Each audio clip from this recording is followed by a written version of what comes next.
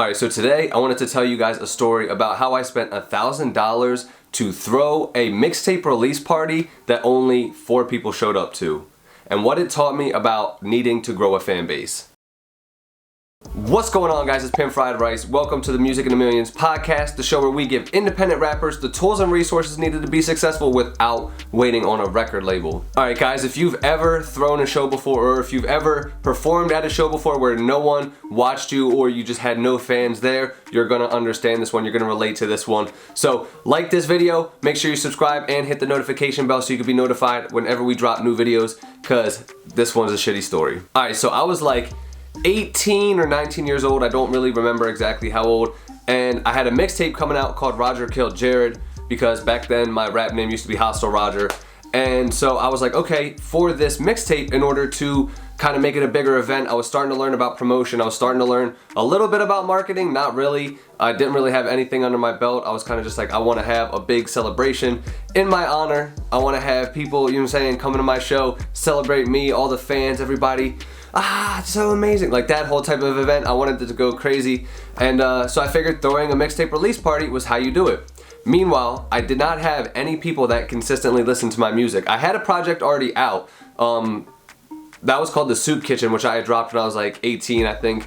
And so I was like 19 at this point, I think. But mind you, only like maybe 5 to 10 people had actually listened to The Soup Kitchen earlier. So no one's listening to my music at this point. I'm not doing anything to promote it. I don't know how to get fans or anything like this. So I am like, all right, let me throw this mixtape release party, which is gonna get me all these fans and make me blow up and be wildly successful. I know, it was a pipe dream. So there was these 2 guys who were starting a small like entertainment company, group thing, whatever, if you could call it a company. And they were like, hey, we can help you to throw this party, we can handle all the details, everything like that. So basically we sat down, we had a meeting, they asked me what I wanted for the show, they asked me what I wanted to happen, what I wanted, who I wanted to perform there, how many people I was hoping to have so we could settle on a venue, if we were gonna have food, if we were gonna have a bar, or like an open bar and everything like that, which mind you, I couldn't even drink, I'm 19 years old, so.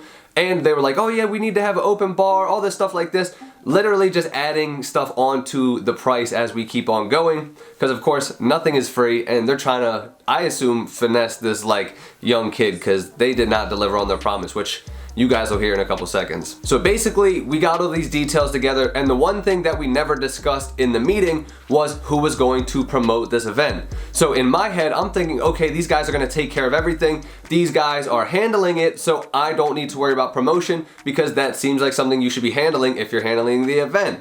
Well, on their terms, they were like, oh, we didn't discuss this in the contract, so promotion was on your end. Well, shit out of luck for me, the day of the show comes, and that 0 promotion from their end and the 0 promotion from my end really did its toll, because absolutely no one showed up to the show. Okay, that's an over-exaggeration. 4 people showed up to the show.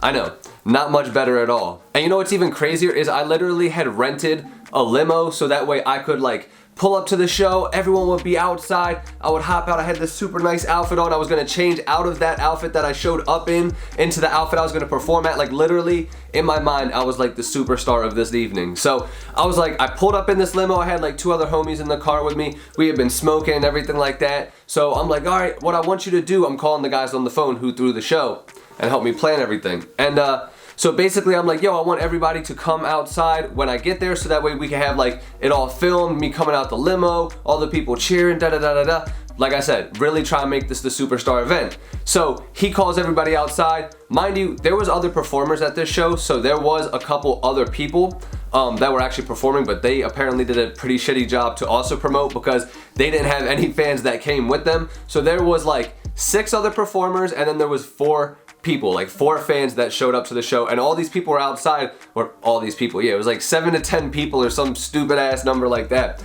And I hop out this limo and my heart literally just broke. Like I was like, this is absolute shit. And what's crazy is my girlfriend Sadie, who at the time we were actually in a fight, we had broken up, we split up, she actually was one of the people, one of those 4 people that showed up to the show and still supported me even though we have broken up, we were in a fight and like all this stuff. So that just shows how much of a trooper she is. So shout out to Sadie on that one. But it literally broke my heart to see me walk out of this limo expecting a massive amount of people supporting me and just ready to watch me perform and have the best night of my life, and there was like 10 people, 7 to 10 people. And let me tell you, that was, even though it was a fun show, it was cool to perform, that was honestly one of the most heartbreaking events when it came to me in my music career. Like, up until that point, I had not had something that disappointed me to that level.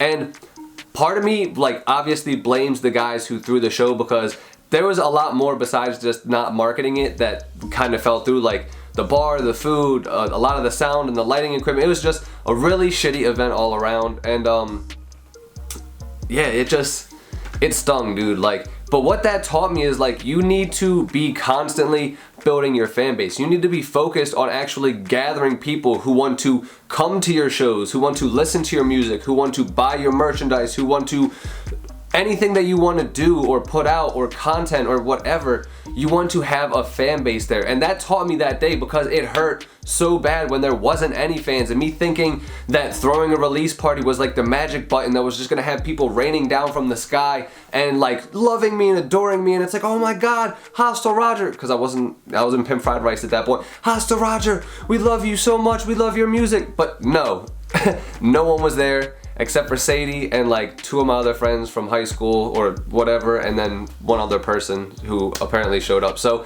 it was a really, really shitty event, but I did learn a super valuable lesson. I learned how to build my fan base, and once I actually did build a fan base, I never had that problem again. I never ran into an issue where it's like no one was there to support me when I put out music, when I went to a show, anything like that. And if you want to learn exactly how I built this fan base and how I got to where I'm at, I actually put together something that you're really gonna like. It's down below, you can check it out. It's called 1000 Fans Decoded, the 7 steps to take you from 0 fans to 1000 fans, and then everywhere you wanna go beyond there. So check that out down below. Don't end up like me, because trust me guys, it sucks. It really fucking sucks. So yeah. Leave a comment, guys, if you've ever had a really shitty story. If you want to tell your story in the comments, that'd be cool too, because I'm interested to hear what you guys have had in your past. If you have something that sucked like that, or if you have a really great story about a show that you put on, let me know down below too. I would love to hear it. Catch you guys later. Peace. Oh wait, I almost forgot. I Know drops on Friday, so also I'll leave the link down below. Pre-save it, pre-save it, pre-save it. Love you guys.